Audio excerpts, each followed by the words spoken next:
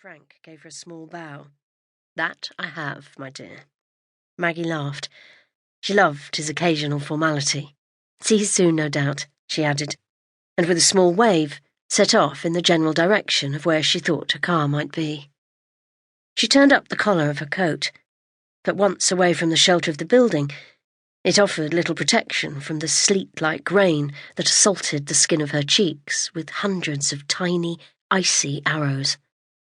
Turning her head to left and to right, and with a quick glance over her shoulder to check there was nobody else about, she hurried towards her car, following the same path she had taken a dozen times without a moment's concern. Tonight was different. Tonight, she sensed the threat of the shadows, which seemed to circle her, growing ever closer. Even with Frank within shouting distance, she felt uncomfortable. Her new Audi was parked about as far away as it could be from the bright lights of the office building, and as her eyes sought out its dark shape, she remembered how she had smiled when told that the colour of her much-loved car was phantom black.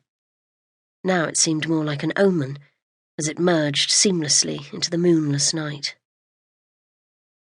Maggie pressed the remote, and the double yellow flashes of her indicator lights gave brief warmth to the monochrome scene. With relief, she grabbed the door handle and pulled on it sharply. She jumped into the car, pressed down the central locking switch, and leaned back hard against the headrest, breathing again, only to jolt forward and spin round, nervously scanning the rear seat. "Jesus," she muttered, turning back and thrusting the key into the ignition. Glancing in her rearview mirror, she could just make out the silhouette of Frank, still standing where she had left him. Bless him, she thought.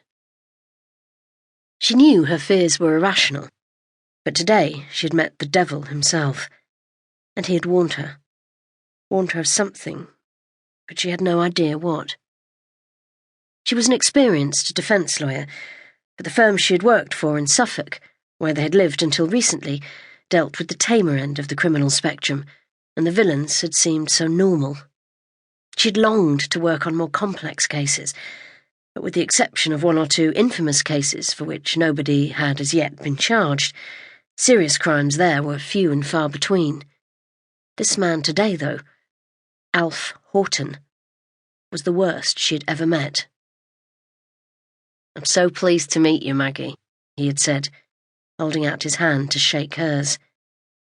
She had looked at the dry skin on his face and had known exactly how his hand was going to feel. As she briefly touched his paper-like flesh in the obligatory handshake, thinking of the dead cells that would have been transferred to her own clammy fingers, Horton continued to speak. "Heard all about you, and I'm so looking forward to getting to know you better." What could he know about her? She had fought to keep all expression from her face as she went through the process of asking the standard questions to begin to formulate his defence. 10 minutes into the interview, she was relieved to receive a call from the custody sergeant to say that Frank had arrived to begin his psychological assessment. He would be watching and listening from the adjoining room. As Maggie replaced the receiver, Alf leaned across the table towards her, discoloured teeth showing between dried, split lips, and she felt herself backing away as far as she could, so not even his breath could touch her. "Watch yourself out there, Maggie. Nowhere's safe." Some days she wished with all her heart that she was a prosecutor and not a defence solicitor, because this man, this sadistic monster who had hurt so many people, had finally been caught red-handed and was as guilty as sin. She wanted to see him locked up, preferably for life. That was not the way she was supposed to think, though.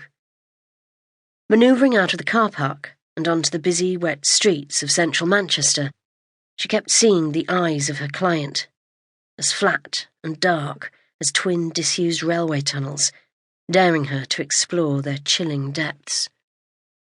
She had calmly gone through the details of the numerous violent assaults he was charged with committing, every one against a frail, elderly lady, and she had seen his tongue whip out of his smiling mouth to wet his lips.